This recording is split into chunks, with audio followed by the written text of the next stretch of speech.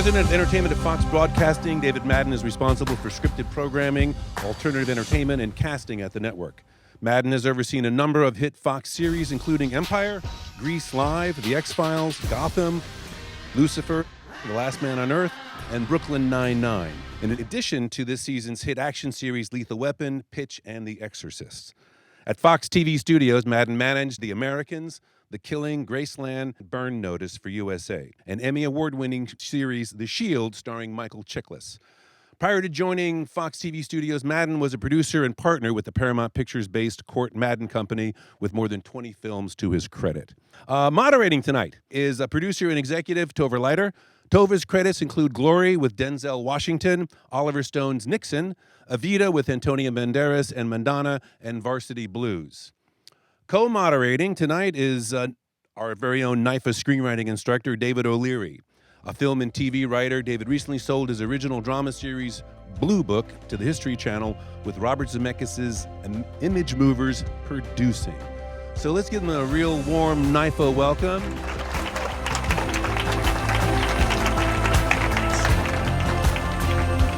Hi, everybody. Okay, so you are now basically president of entertainment for Fox Broadcasting. That is correct. It's a really big title. But what does it include? In other words, what do you do all day? What do I do all day? I am at the Fox network. I'm in charge of the programming. So what that means functionally for me is we have 15 hours of primetime programming every week. That's a little exaggerated because mostly on Saturday nights we run sports, but so call it somewhere between 13 and 15. 52 weeks a year because we really don't repeat anything anymore, with very rare exception. We repeat a couple of we repeat Simpsons and Family Guy and maybe one or two other shows, but pretty much everything is original, whether it's scripted or reality. So that's all mine. So every single program that goes on the air in prime time, I oversee. I read pretty much every script of the scripted shows. I watch pretty much every cut of the shows. The reality shows, I watch every cut. So I'm responsible for the development, responsible for the production, responsible for the casting, scripted, unscripted. That's all I do. Marketing reports to other people. Other parts of the network report to other people. I have bosses, Dana Walden and Gary Newman, who oversee not only the broadcast network, but also the broadcast studio and the cable studio. So my job is simply to make the shows.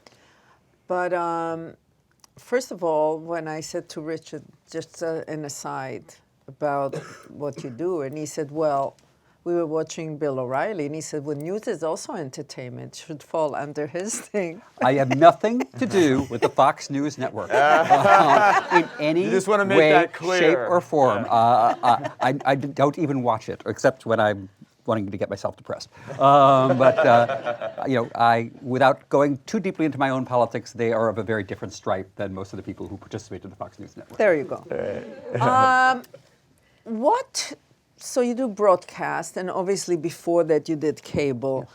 What now, these days, because it changes all the time, but not probably that much, what is the difference between a network show and a cable show these days? Because there's some kind of little bit of... There is some difference. And now when I cable, I sort of lump in streaming at the same time because basically we feel like we're competing not just with the pay cable networks, HBO and Showtime and Starz, or the basic cable networks, FX, AMC, USA, TNT, et cetera, but also we're competing with Netflix and Amazon and Hulu and as well as the other streaming services. So we have a lot of competition. So there's a difference and there's not a difference. There are a lot of shows that go out into the marketplace that producers bring, and we will compete with the cable networks or the streaming services, and some come our way and some don't. But the biggest difference, I guess, is we are a broadcast network, and without trying to sound too juvenile, that means we have to go to a broad audience. So, for example, when I was in my other job, we did one of the shows I was most proud of was a show called The Americans, which we produced for the FX network. So still very proud of the show. But it's a show that's really only watched by a few 100,000 people, and that show could never survive on a broadcast network, which some of our shows are more popular than others, but we still need a base of, if we have a few 100,000 people watching the show, it just doesn't justify the economics. So At the same time, when I started and when you and I met, I started in the feature business. And so in the feature business, in the studio feature business, you are taught and you believe, and I believed then and still believe, that being populist and aiming for quality were not mutually exclusive things. That you can try to do something that is both good and will appeal to a wide number of people. That was true when I was trying to make studio features, and I think that's true here. So, what we try to do is make shows that are smart and that are that have something to say. We don't always achieve that, but that's the goal. But we also want shows that are watched by a large group. And you didn't quite ask me this, but I'll say it anyway. Fox actually has a specific meaning to me because Fox, I think, stands for something even within the broadcast networks. It stands for something that's a little bit subversive, that's a little bit risk-taking. We're very different than CBS. We're very different than networks, which are trying to be more traditional. I think a Fox show, whether it's scripted or not scripted, there has to be something in it that is against the grain, that's bold in some way, and usually comes out of character, whether that's a scripted character, whether that's Stewie or Homer Simpson or House or Cookie or whether it's an unscripted character like Simon Cowell or Gordon Ramsay. So I think that what we represent is somewhere between traditional broadcast network and the very extreme things that cable and streaming can do. I think we're somewhere in the middle of that. We want to be populist, but at the same time we want to do things that you might not ordinarily expect to see on broadcast. I mean, whether one likes Empire or not, it didn't seem like a traditional broadcast show, nor did Last Man on Earth, nor did Family Guy, nor did many of the shows, not all of the shows. Some of the shows that we do could fit on other broadcast networks, but we try to do things that are a little more subversive. So you mentioned that you came from the movies, and how difficult, you did so well in TV to rise like that, and how was the transition? Was it difficult? Was it easy? Well, I would like to claim that it was a master plan of a genius strategy, but that would be bullshit. What really happened was I had a part. I'd been a studio executive for a while, then I'd been a producer for a while, and I had a partner as a producer, and my partner and I came to an end of a producing deal that we had at Paramount, and we decided to go our separate ways. And I'd spent 20 years in the feature business, or virtually that much by that point. And honestly, I was a movie snob. I went to see every movie and barely watched television. I watched a ton of television as a kid, but in my 20s and 30s, I was one of those people who said, television is beneath me. And I think that was a big part of the culture then. I think in the 80s and 90s, which is the era that I'm referring to, people thought of television as a lesser medium. So around this time when my partner and I split up and my producing deal came to an end, it was around the year 2000, we had made a couple movies at HBO and a couple movies at Showtime in a very ignorant, we couldn't get this made as a feature, but maybe these TV people, whoever they are, maybe they'll make something. And we'd actually made a few good things. We did one movie at HBO that won the Emmy, and that was my first recognition that you can use the word drama and television, and it's okay. Whereas if you go into a feature meeting and you say, I have a really good drama, you can go home, the meeting is over, because nobody is interested in a drama, unless Spielberg or Martin Scorsese is sitting next to you, and even then it's hard. Right. But television was interested in drama, and so that was something that I understood. And what was also becoming clear is that when I was a producer, and even when I was a studio executive, the kinds of movies that I tended to gravitate towards were what studios thought of as mid-range movies, mid-range budgetarily, and they were kind of adult thrillers and adult character comedies. And increasingly, the studios were getting more and more in the business of either very high-end, big action-adventure, comic book-driven, graphic novel-driven, IP-driven movies, or lower-end sort of broad comedy, horror genre pieces. And the movies in the middle were made very sporadically and usually only because some incredibly important element wanted to make that movie, and that was a very hard target to hit if you were an independent producer. So that was another thing that was in my head. And then the other thing was, so I was trying to do something else in the feature business, and somebody came to me and said, Fox is looking for somebody to make movies for what at the time were the three Fox networks, FBC, FX, and what was back then the Fox Family Channel. And each of those networks was going to make 6 to 8 movies a year. And they said, do you want to run the division that makes those movies? And I kind of said, oh, I get to make 20 movies a year. That sounds interesting. And I'll try to understand what this whole TV thing is. And my gateway drug back into television was The Sopranos. And that was really the first show that I started to watch as a grown-up. And that was really mind-bending, because the idea that television could deliver something like The Sopranos with so much depth of character and so much emotion and so much complication was a revelation to me. And so that was the show that made me feel like television was better than I had given it credit for being. So I went and started making movies for television and miniseries, not realizing that was the ghetto of the television business. I wasn't smart enough to understand that. And then so I did that for a few years, and then around 2005 or 6, that whole business basically collapsed and became the little trickle that it is now, where basically the only networks that make TV movies are Hallmark and a little bit Lifetime. And so I should have been fired at that point, but I had stumbled by accident, and it's a long story, which I'll tell you if you're interested, but stumbled into a show called The Shield, which turned out to be a really, really good show. That was really our first show that we launched, and we made it for FX, and it won the Emmy in the first year for Best Actor, and that gave us a little bit of credibility. And so when the television movie business fell apart, my boss's boss at the time, a guy named Peter Chernin, basically said, well, go make more of those cable series. That seems to be a good business. That seems to be expanding. And so we went into that. So in very long-winded answer to your question, nothing was strategic. It was like I was just looking for a port in a storm. And then fortunately, a lot of people after me decided that television was a good business too. And I don't think there's anybody, certainly not in the writing, directing, and producing ranks, and almost nobody in the acting ranks, who isn't just as interested in doing quality television as they are in doing quality features. In fact, some of the parents from our generation advising their kids says go directly to television, skip the whole movie thing. Right. But anyway. Yeah. Any question you have? Yeah, sure. You have run both a studio and now you're running a network, and maybe you could talk a little bit about the differences between the two, which you prefer, and why. Well, they are different. They're similar and different. Yeah. They're similar in that the basic thing I do is I work on shows. At the studio that I was at, we were doing cable shows, so we were doing at the most 8 to 10 shows at our peak at a time per year, and maybe 2 or 3 of those would be shooting at one given time. Yeah. So I could focus much more specifically on those shows. As a studio, you're also much more deeply involved in physical production, so you actually get invested in, is it going to rain tomorrow and can you shoot your 3 scenes, or do you have to go to a cover set, or the scene that's scheduled, they're only budgeted for 50 extras and they really need 250 extras, and should you spend that money or not? So more like producer. Yeah, and those things matter as a studio executive. They don't matter as a network executive. Right. I don't, quote, care what things cost. I do, but but my investment is just to get the most I can get, so it's a different role. Mm-hmm.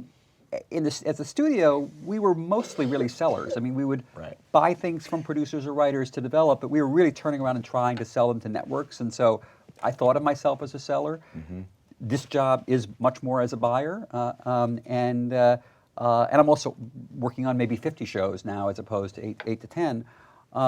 But most of my day now and most of my day then was talking to writers, talking to producers, reading scripts, watching episodes, trying to figure out how to make things better.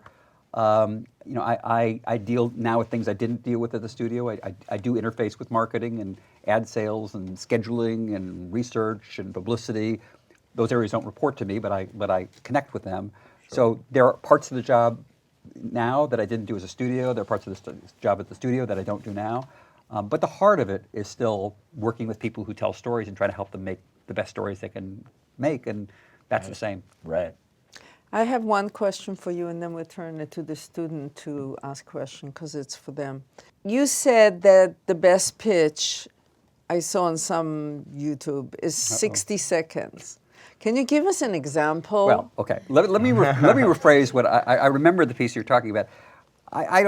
When pitches come into us, we don't expect people to come in and just speak for 60 seconds. So, yes. That barely covers the time that it takes to pour the coffee. But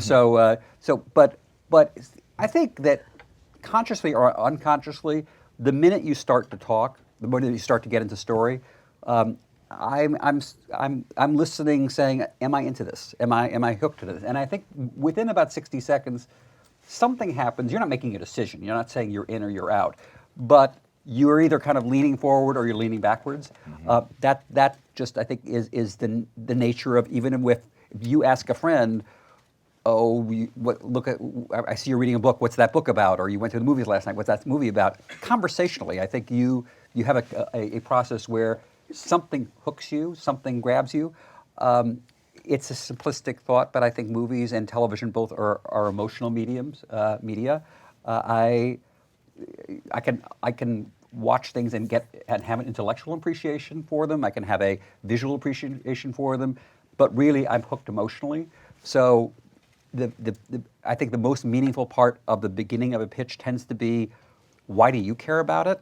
Is there something in your background that's personal about it? Is there something in the principal character that you connect to? Is it about a culture or a subculture that you feel is specific and interesting to you, but also would be interesting to a public at large? Does the movie or the television show start with a situation that immediately sort of grabs you and gets your attention and appeals to you on some kind of visceral level? So the best tip I think I was trying to make in that video is just to say, start strong, start with something that grabs my attention. It can be any of those, and grabs my attention on an emotional level. Then once you've got my attention, you can slow down, you can start to fill in character, you can start to fill in narrative, you can start to fill in detail. But start with something that gets me, because it's like speed dating. You're sort of in or you're out. So can you tell that the one that you put in the video? Oh, you're going to make me do that? Yeah. Oh, well, so there's a festival in Austin called the Austin Television Festival, I think it is. And I went to one of the early years of that festival, and they were doing promotional videos, and they asked me to do one. And in it, they asked me to describe what was a pitch that worked for me and got my attention. So I quoted a pitch that was given to me by Chris Mcquarrie, who won the Academy Award for Usual Suspects and has worked on a bunch of movies that you've seen.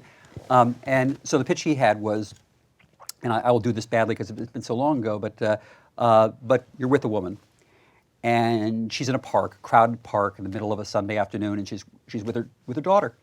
And they're having a busy day, and the daughter's playing in the slide. She's running around and going on that thing where they circle around.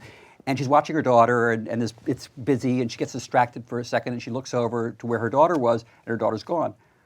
And so she looks around a little bit more, and she's looking where her daughter is, and she can't see where her daughter is. She's getting a little more nervous. She starts to call the daughter's name, and she starts yelling into daughter, and she's trying to figure out where that daughter went to, and she's getting more and more agitated. And just as she sees somebody flash over that direction, just as she's about to lunge for her daughter, gets smacked in the back of her head, blacks out. She wakes up. She's in a hotel room. Doesn't recognize anything in the hotel room. Nobody is there. She goes to the door. The door is locked, and she doesn't know where she is. She looks out the window. She's in a town. Doesn't recognize the town. Nobody's on the streets. Doesn't see anybody. And how the hell did she get here? And what the fuck happened to her daughter? That was the first 60 seconds of the pitch. That got my attention. The rest of it became actually a very unsuccessful show, but it became a show. Unsuccessful for a lot of other reasons. Okay, please line up. Hi. First of all, thanks for coming. My pleasure. My name is Rafael. Hi, Rafael. My question is simple. In your perspective, in you having the title that you have, working at this big TV broadcast, what's the future of TV broadcast? With everything that's coming with Amazon, and I read today that Netflix is investing so much hours for next year, and how does that affect for Fox or just TV broadcasting in general? There's two different ways to answer your question. In the specific of what, for us, it becomes economics. What are the economics of a broadcast network? Right now, we live on we get paid twice. We get paid for commercials, and we get paid because if you watch on DirecTV or Time Warner Cable, et cetera, there's something called a retrans fee, where the service that provides you those shows pays us a fee. So we get paid those ways. However, in a world where fewer and fewer people watch commercials, where more and more shows are watched in other ways other than television, the economics change. We have seen on our shows our live numbers, the number of people watching on live television and watching commercials in the old-fashioned way, the traditional way, those numbers keep going down year by year, but the overall number of people who watch our shows goes up. So we have to change the way that we get paid, and as we get paid, artists get paid. So that is changing. I don't honestly know what the future will be. I think sometime in the future we'll probably live in a world where, like Fox right now, the larger Fox has 5 what we call brands. FBC, ours, the FX network, Fox Sports, Fox News, and the National Geographic Network. At some point, those 5 brands, they may be apps. They may all get bundled together. You may say, I'll pay $10.99 a month to have access to those 5 brands, and maybe that's how we fund our shows. Maybe we don't sell our shows to Netflix or Amazon. Right now, we're a partner in Hulu. Hulu might be a long-term solution. It might be a short-term solution. We don't honestly know. I'm not even being cute or evasive. We just don't know what the future of Hulu will be. So I wouldn't have predicted that television would look this way 5 years ago. I'm not smart enough to know what it'll look like in 5 years. I'm sure it will look different. I think it will look different in a messy way. I think people who are under 30 watch TV in one way. I think people who are over 50 watch people in a different way. And I think there will be a coexistence of analog and digital, for want of a better way of expressing it, ways of watching television for a while. I don't think it'll just overnight turn from one thing into another. I think it'll be sloppy. But I think ultimately it will be more. I think the tradition of watching TV on a traditional TV set, it's 9 o'clock, you channel surf through various things. I think that will go away in time. The most important thing, though, is that shows, I think, will continue. And for people who want to make shows, there's more and more appetite for narrative. There's more and more appetite for storytelling, whether it's scripted or not scripted. We see just more and more appetite to consume our shows and to watch them in different ways. So I think the good news for people who want to make entertainment is that won't go away. And people get paid differently, but we see a lot of different ways where we'll be able to make as much or more money in the future as we've made in the past. So it will be a turbulent future, and it's messy and will be complicated, but I think it will result in a lot of creative opportunity and economic opportunity. Cool. Thank you. Sure. Hi, sir. Thank you for coming. Sure. My name is Zachary Hausman. Hi. I want to thank you, first of all, because I'm a wounded warrior and I was in the hospital for 2 years and watched a lot of your programs that you just mentioned. Thank you. So thanks for those programs that I, in fact, was able to pass those days. So thank you so much. Thank you for coming. Very, very kind of you to say. Well, thank Second, you. where can we go if we have an idea to pitch? A lot of young folks are here. We don't know where to go and how it's guaranteed that we will have our program that's not stolen by one of the big boss who is listening over there. because I think that we are not that smart, but people who are sitting there, they're very smart. So we start some ideas and they say, oh, we don't need it. Okay, next. But in fact, they can create and they can come up with the same idea. So what can we do if that happens? Okay, we just asked a few different questions, so let me try to figure it out, which is okay, that's fine. So I think that I'll work backwards. Really, from our perspective, especially in scripted, reality is a little harder to talk about, but in scripted, it's not so much the idea, it's how the idea is written or how the idea is expressed. So, you didn't invent the idea of how about a series where a cop solves crimes every week. A lot of people have that idea. It's how it's done. It's who those characters is. It's how they speak. It's where they come from. It's the specificity of characters, the specificity of culture. So and honestly, there are people who steal things, but when you get into, for want of a better phrase, the major leagues, you get into the networks of the big studios. It's not worth it for us to steal it. We'd rather buy it because we don't want the lawsuit. We don't want the hassle.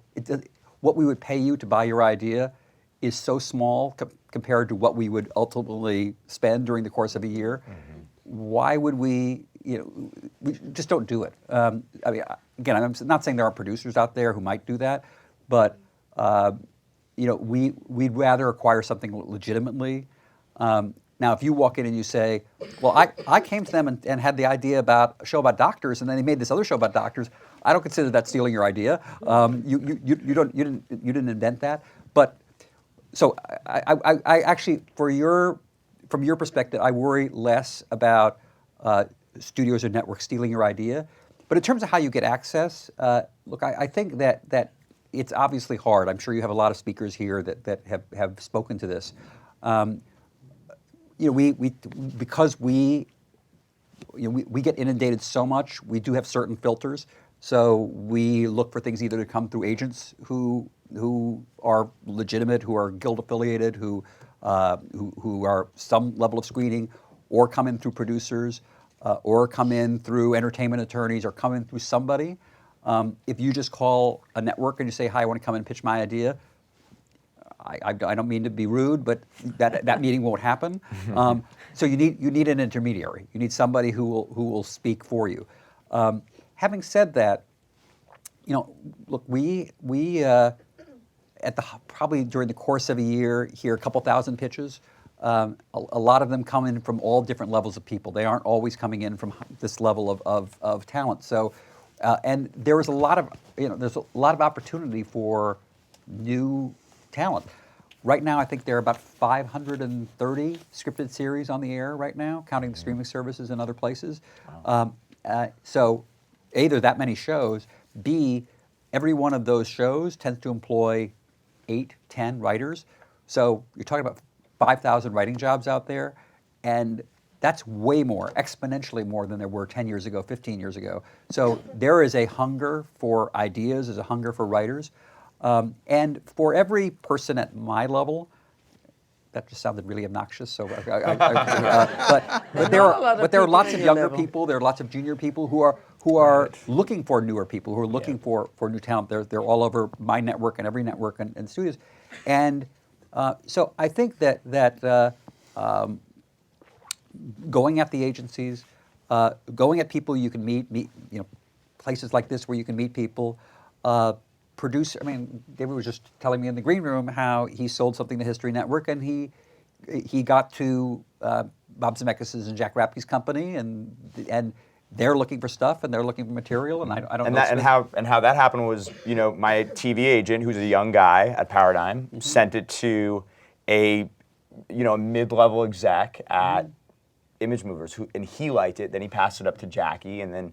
And then it just sort of trickles up the chain one at a time, and then you meet with the studio, and then they like it, it goes up, and so it's just about getting that foot in. And even there are 24-year-old people on on agents' desks at agencies who are looking to get promoted, and the way they get promoted is just find something, find a voice, find a piece, find a script, find an idea, find a talent that they say, hey, this person's really special, this person's worth signing. There are lots of people who are looking for you. It's hard to, it may be hard for you to figure out where they are, but they are looking for you. They're looking for their way to make a mark. They're looking for their way to say, I spotted somebody, or I spotted a thing. And maybe you have the thing that they need to spot. So it takes perseverance, and it takes going a lot of different routes, but there is a lot of appetite for what you have. Sure. Thank you so much, sir. Sure. Thank you. What's going on? So, since there's so much more TV now than ever, do you feel like the quality of acting is going down just to fill these slots for these shows? Wow. Okay, that's an interesting question. I sure hope not. But your point is well taken. I think there are so many more episodes of things being produced that it, especially when it comes, like the worst thing for me is we have something called pilot season. And we still basically do it in the old-fashioned way, where we greenlight all our pilots at roughly the same time in January, as do the other broadcast networks. And so there is this flood of pilots all being cast at the same time, which is ridiculous. And we're trying to do more things off that cycle and find other ways to shoot pilots in different time periods, or in some cases go straight to series. But in that pilot season, we find ourselves compromising because there are very few actors available. But having said that, it takes more work. it's harder to find people. We end up giving more shots to newer people than might have been the case 10 years ago because there's simply that many more parts and roles to fill. But I do think our shows, when they're produced well and when the casting directors do their work properly, the performances are just as good. I think it's harder to find those actors, but I think if people are aggressive enough, there's talent out there. It just takes more work to find them. Okay, cool. Thanks. Sure.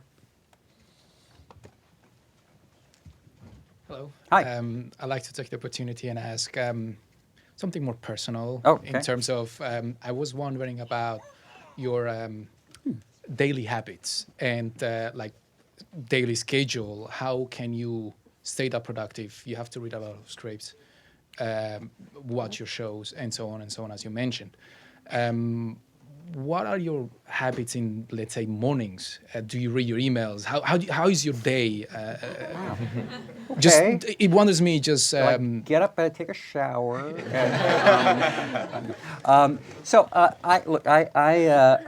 Well, one thing that's sacred to me is I take my daughter to school every morning. So she's now 12, but I've virtually never missed a day.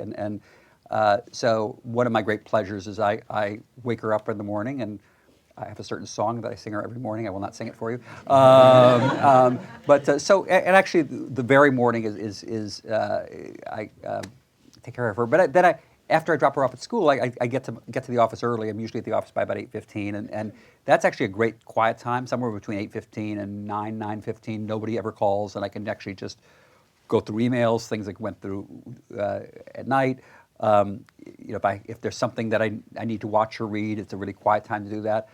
Starting about 9:30, I'd say, then I'm in a battery of meetings. And usually I have a 9:30, a 10:30, 11 to 12. I have a lunch of 3, 4, 5, 6. I usually have meetings all through the day. They can be, depending on time of year, they can be pitch meetings. They can be notes on scripts or notes on cuts. They can be, we have a lot of, too many, we have a lot of staff meetings. Which can be about business affairs. They can be about marketing. They can be about other publicity, other things. I have bosses I report to. Some of them have the last name of Murdoch, so I have meetings where I brief them on things. And interspersed with those meetings, I get a lot of calls, and I try to return as many calls as I can. But I basically, the workday is comprised of meetings and returning calls. I get home, I have dinner, I put my daughter to sleep, and both my wife and my daughter usually are asleep by about 10, and then I usually stay up till about 1:30 or 2, and that's when I read and watch things. I don't sleep much, that 4 hours is usually when I do the work that I need to do in terms of reading and watching episodes, and then I tend to get emails straight through midnight. People, sometimes they're just gossipy, and sometimes they're, why the hell did you not do this, or you need to give me that, or whatever. So I tend to write it, or I get tempted to write impassioned emails at 11:30 at night, and I've learned to put that off until the next day as much as I can. But so that's essentially my day. Great. Thank you very much. Sure. Appreciate it. It helps actually to understand how you can get all of that done. Yeah. As you get older, It you was need a less good sleep. question. How you doing? Good. How are you? Great. And my question to you was, you said yourself, someone of your status is not easy to come in contact with. And I guess, one of my questions is, on a daily basis, how would you put yourself, me or any filmmaker or any up-and-coming artist, how would you put yourself in a position to surround yourself with like-minded people such as, or have the status such as yourself to be able to position yourself to be in a successful opportunity or create an opportunity? And then that's question one. Okay. And then the second part is, if you are able to position yourself, like where do you go, what do you do to get there? Then once I'm in, like say for example, I'm positioning myself to be in an opportunity to talk to someone like you, how do you make that connection with that person without having a relationship already established And you don't want to look like you're asking for a hand me out, but at the same time you want to look like you have something that you can bring to the table as well, and you want that to be conveyed. So yeah, that's the two. Okay. Let me answer the question I think you're asking me, and then if I get it wrong, re-ask, because I want to make sure I say what will be useful. From my end, I mean, I have between the comedy side, the drama side, the reality side, and in casting, and then we have a little area called event series. I have about 20 people who are in various of those areas who are looking for material or talent. And I talk to all those people, any one of those people, many times a day. So all of those people are sort of out in the world looking for you, and they're sitting with people, and when they meet somebody that they're excited about, or read or watch something that they really like, they tell me, now we will buy, honestly, a lot of projects where I don't necessarily meet the person until later on. If one of my team comes up to me and says, I read your script and it was phenomenal, and in that case I may read the script, or they describe an idea that you pitched and that sounds great. So I don't necessarily need to meet you to make a deal with you, but if we get to a point where it looks like actually this has the potential to become a pilot, then I would sit down with you and talk to you and get to know you. So what I'm trying to say is Fox is not a one-man band. It's a lot of different people who are out trying to find shows and trying to develop shows, all of whom are different levels and so you don't need to have a relationship with me to have a relationship with the network. There's as I said, 20 other people you could have a relationship with. That said, when I read something I think is great, I want to sit with the person. I want to talk to the person. I have a little less time in this job than I've had in previous jobs of just sitting with the writers and bullshitting, but I actually enjoy that, and occasionally scripts or shows have come out of that process. So when I have time, I like to try to make time to do it. And I think what's incumbent on you if you are, I don't know if are you a writer or what are you? I'm an actor. You're an actor. Yes, so sir. I think when you're an actor, look, I have a 5-person casting department. The studio, who's our partner, has 5 people in their casting department. They're always looking for people. We watch a lot of tape. Things get sent to us. Reels get sent to us. Films get sent to us. They don't have to be fancy studio films. They can be webisodes. They can be. We look. The great thing that exists now, obviously, that didn't exist 20 years ago, is you can shoot something for virtually nothing. That's a good showcase for yourself as an actor, and it can get seen. And our people are online all the time saying, "Oh, I heard this web show, or I heard this thing is really good, or this student film got put up in this online here, or this indie movie was made over there." So we're always looking for acting talent, and particularly during pilot season. But really, we shoot so much, we make so much that finding an interesting new actor is an important part of what we do. So there are people who are out there looking for you. Okay, great. Thank you so much. Sure.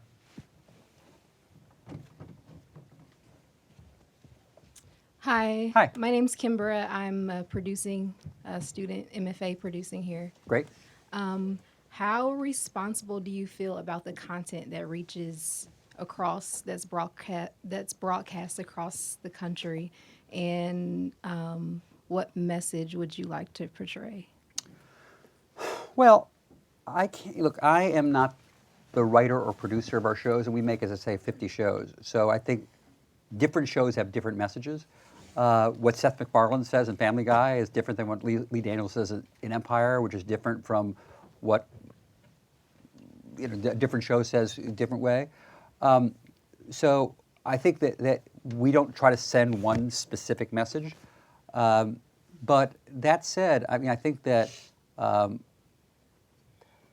of what a network like ours is trying to do is give people hope. I think that one difference between what a broadcast network does and what a cable network does, or a streaming service may do, is do shows that are ultimately aspirational. So a show which is all about characters kind of drowning in the abyss and going in the toilet and being miserable and focusing on the misery of people's lives. That's not really what we do. I mean, I think that we do shows that are trying to be entertaining, but also trying to be positive in some way or another. But each show kind of has its own reason to be. I mean, we have a show called Pitch, which is on our air, which is about the first female player to play baseball. That has a set of messages that's very important to Dan Fogelman, the writer and the creator of that show. I mentioned Empire. Lee Daniels and Danny Strong, who created that show, has things that he thinks are very important to him about that show. Liz Merriweather, who created New Girl, although that's a broad comedy, thinks that she has things to say about relationships, et cetera. So it's not.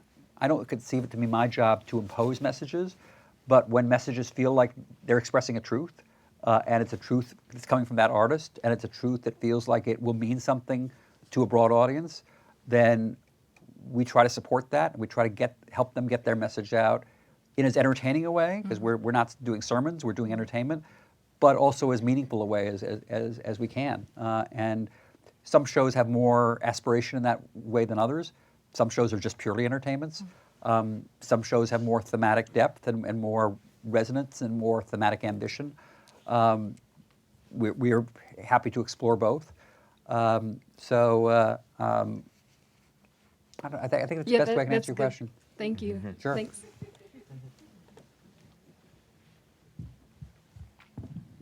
Sir, thank you for the speech. My name is Aina, and I was a student here. I graduated, and now I work as an independent producer and a filmmaker. Oh, great. My question is about audience. Like when we start at school, I think we learned everything about storytelling. But now when we talk with the distributors, I think a lot of questions they ask is about the audience. They say, oh, the target audience, they don't like the elements, the idea from your story. So my question is, how do you know about your audience, and how do you know like what they will like in 1 year or 2 years later? Because we will release the film we're doing like in 2 years later. Well, frequently we're just wrong. Frequently, it's all. I mean, look. Obviously, I wish it were an exact science, and then it would be easy. And a lot of what this is about is personal taste, one thing I learned early in my career is that when I was in the feature business was that there were movies that came in that I could make an absolute logical argument why that movie could be commercially successful, but I personally didn't like it. I realized that if I tried to pursue the things that from a distance I could say, oh, other people would like that. I wouldn't, but I could see why other people would. I was going to be a horrible executive working on that project.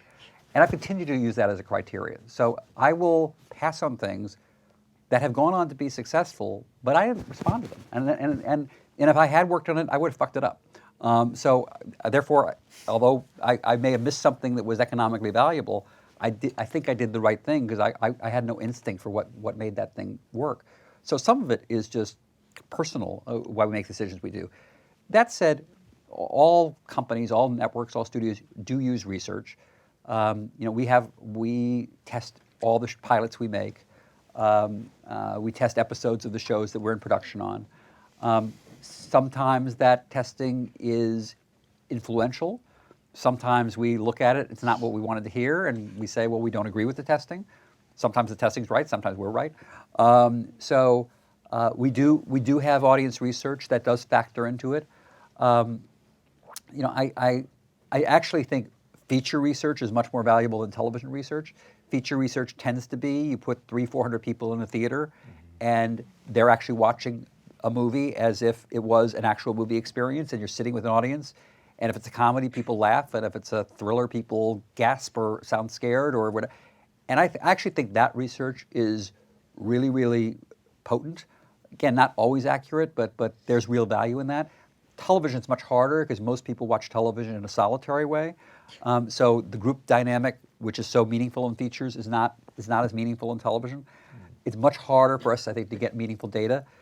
especially because a lot of television research is done with these dials, which some of you may have participated in this thing, but where they put you in a room with 48 people total, and you're sitting in front of a show and you're watching a show and they give you a dial and you're supposed to turn it one way if you like something and another way if you don't like something, which is not how most people watch television. Therefore, it doesn't feel like it replicates anything to me, but that is the industry norm for how television gets tested, at least in certain ways.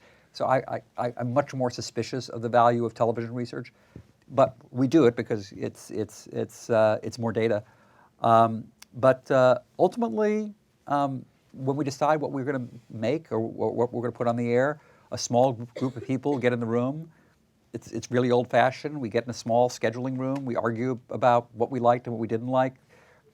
There's me, there's my bosses, there's a marketing person, there's a scheduling person, there's ad sales person, a couple other people, and we just debate, and then whoever and then we come up with a schedule with the things we're going to put on the air. And like I said, sometimes we're right and sometimes we're wrong, but hopefully, as you do this more, you get luckier, or your experience works in your favor. There's an old adage, which I certainly didn't make up, that doing this is sort of like playing baseball. If you're right 2 times out of 10, you can't get a job. If you're right 3 times out of 10, you're an all-star. And that difference, that one time out of 10 difference, is what actually makes you good at your job. But still, even if you're hitting 3 times out of 10, you're failing a lot more than you're hitting. And I think that's pretty relevant to our process. That's interesting. Thank you so much. Sure.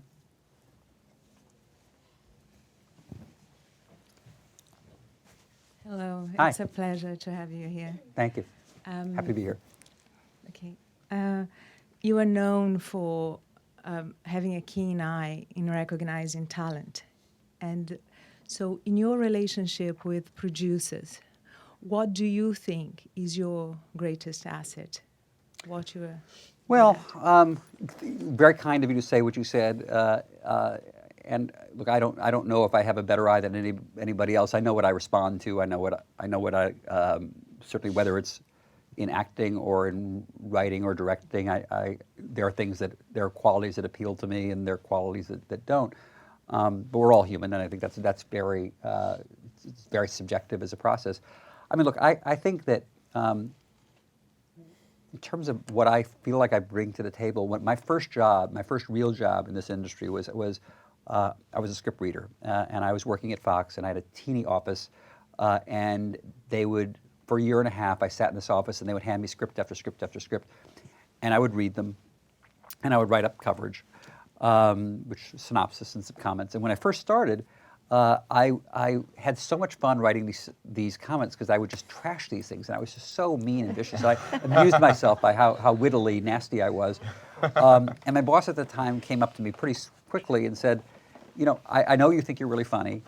Sometimes you're funny, not as often as you think you are, but more importantly, it's just not helpful because just being negative, just trashing things does not really give any value to the executive who is going to have to sit face to face with that writer. Think constructively. Actually, when you read these things, imagine that you're going to sit face to face with that writer, and imagine how you're going to help that writer make it better. And that was a really meaningful revelation to me. And as I started to read more scripts and try to think constructively about them and realized that scripts could be looked at not as a yes or no, yes, we're going to make it, no, we're not going to make it, but as a plastic thing that could be moved, and where you could look at a script and say, well, what about this character who dies on page 30? What if that character kept living? Or, yeah, this script is told from this character's point of view. What if it's told from that character's point of view? What if this character, which is written as this script is written as a very earnest drama, what was written as a comedy? I mean, I remember reading a script early in my feature career where I read the script and I really was not particularly into it, but I loved the last scene. And we ended up buying that. I was executive at this point, and we ended up buying the script and making that last scene the first scene and seeing what happened from that. And so totally changing the story. And that movie actually got made. It was not very good, but it got made. And so my answer to your question, I'm sorry to be so long-winded, is I think the skill I learned from doing that, from being a script reader, from doing all that coverage, which is to have a point of view about how to make something better, and to have a point of view about being able to sit with somebody and say, not just this sucks or it's good, but this part is good and it could really be better if you did this instead of that. That's still what I do.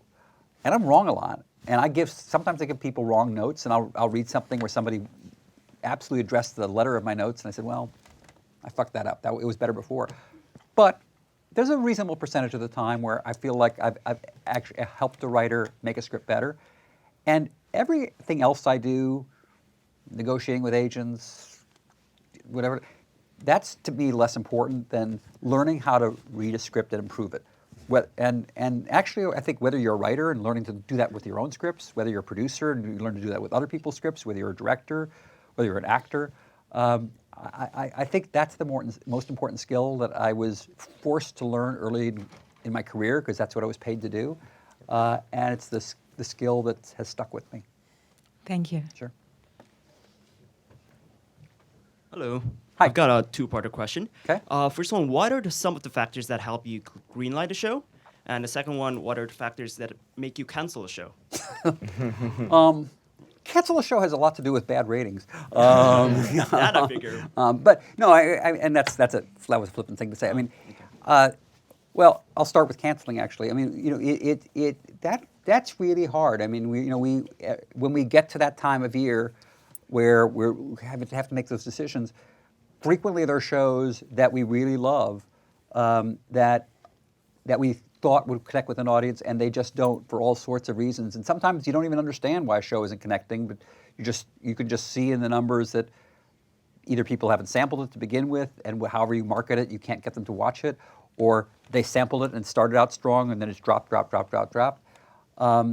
are all sorts of reasons for that. It's obviously really hard to make a hit show, but in that case, once a show is on the air, then you're getting really meaningful data.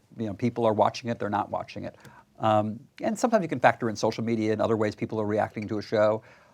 There are lots of different ways people watch shows now. So sometimes, for example, there's a show we have called Last Man on Earth, which is not watched particularly strongly by a live audience, but it's watched very heavily in a delayed audience. So we'll see not just what we call live +3, which is how many people watch it 3 days after it was watched, or live +7, but even what we call 30-day multi-platform, which is how many people have watched the show 30 days from its initial airing, not just on our air, but on Hulu, on Fox Now, on any other platform they can watch it. And sometimes you'll see very large growth. So we will look at a lot of different ways where people watch shows. Sometimes the audience is relatively small, but it's a very advertiser-friendly audience. So if a show plays to a very sophisticated audience that advertisers like because they spend a lot of money, that can be meaningful. And we look for a balance. Sometimes reality shows appeal to a different audience than scripted shows. So there are a lot. It isn't as binary as something's a hit, something's a flop. So there are a lot of fairly sophisticated measurements that go into that analysis. But ultimately, we're looking for reasons to keep a show on the air. We hate to cancel them because it's so much emotional and financial investment in shows. But so we can find a way to justify it, then we'll keep it on the air. As to what makes us order it, well, firstly, there's steps. So first there's putting something in development. So right now, for example, we're at the height of our development season. So I have about 100 projects in development, about 50 dramas, about 50 comedies, and a bunch of different reality shows. They're all being written now, and we'll end up probably making about 15 pilots between drama and comedy, somewhere between 15 and 20 total. Why we make those particular scripts, again, that's just kind of subjective. It's the stories that feel like the scripts that feel like came out best, that had the best characters, that felt like they had the most interestingly drawn world, that feel like they had the strongest ideas. But making them becomes a whole different process, and then a lot becomes about how they're cast. And as we talked about earlier, you're casting things in a rush, and sometimes that process doesn't go as well as you hope. Some of it goes to how things are directed and shot, et cetera. So pilots are judged in a whole different way than scripts are judged. And then ultimately we look at the pilots we've made, and usually about half of them end up getting on the air. And that's also a very subjective description. And people don't necessarily agree, and we argue out which are the pilots that have the most potential. And sometimes we make the right decisions, and sometimes we make the wrong decisions. But